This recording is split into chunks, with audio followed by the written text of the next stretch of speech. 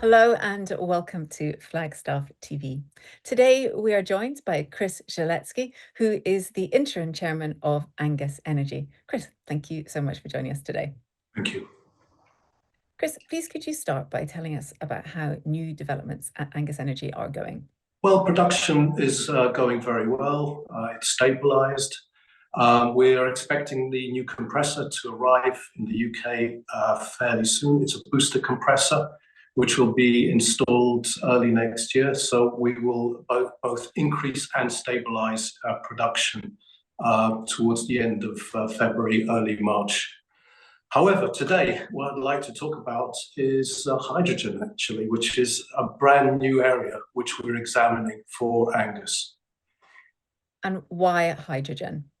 Hydrogen, firstly, hydrogen's been around for quite a while. I mean, about 200 years ago, it was actually produced using electrolysis. I think we've all done those experiments in school where you put the batteries together and you put them in water and you collect the hydrogen and oxygen. And in actual fact, a car was actually being powered by hydrogen in 1860. So this is nothing new. It's very, very straightforward to the technology. However, actually creating hydrogen from electricity is expensive. It's not cheap. The energy, the power is expensive. However, what's happening now is that we are coming to a time where we have excess energy, especially from wind farms, which run at night.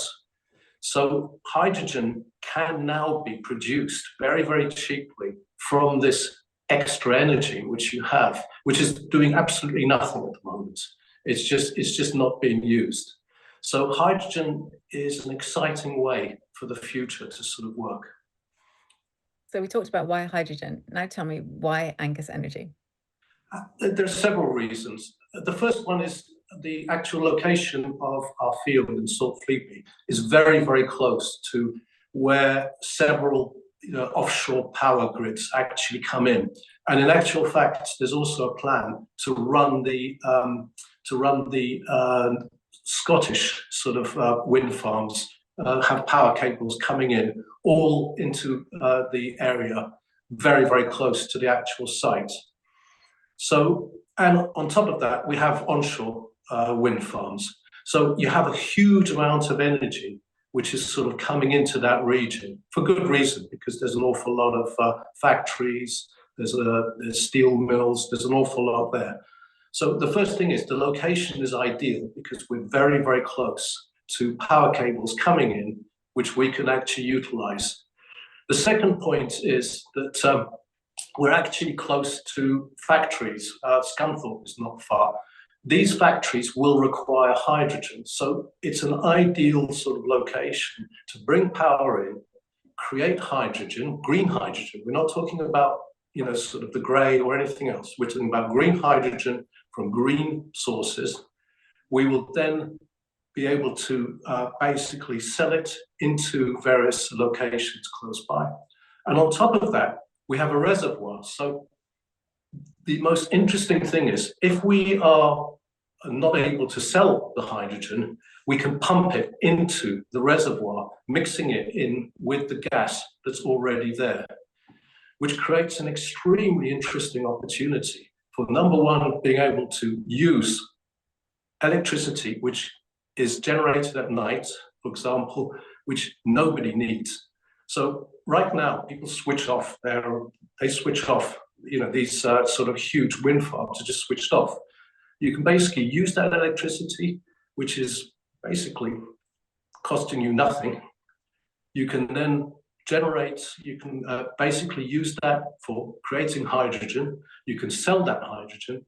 And if you're not using that hydrogen, you're not selling that hydrogen, you pump it into the reservoir, mixing it with the methane that's already there, creating this very, very interesting mix, which the government talks about a great deal, where you have hydrogen and methane together, actually, and you can actually mix it up to, there's a lot of debate around this, but between 10 and 20% of future gas flow could actually contain hydrogen.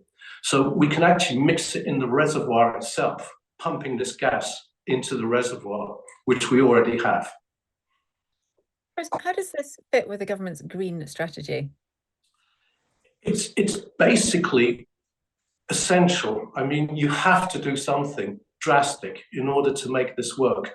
The government is really, really struggling with, sort of how to meet all these very, very ambitious green targets. And all power to them. They're trying very hard to create a green future.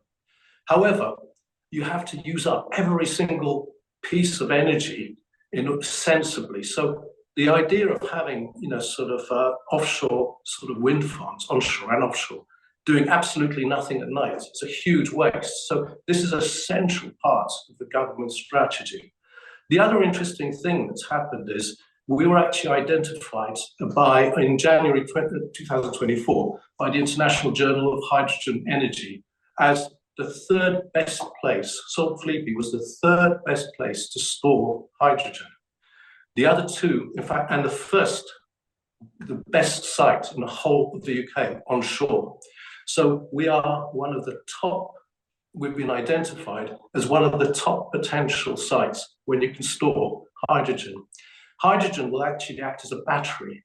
So you can either build batteries, which are very expensive, and you're going to have to, literally use up for the kind of storage you're talking about. You're going to use up virtually all the cobalt production in the world to actually use it. However, what we're saying is we can actually store energy using hydrogen. We can actually create energy, take energy, and then create hydrogen from it.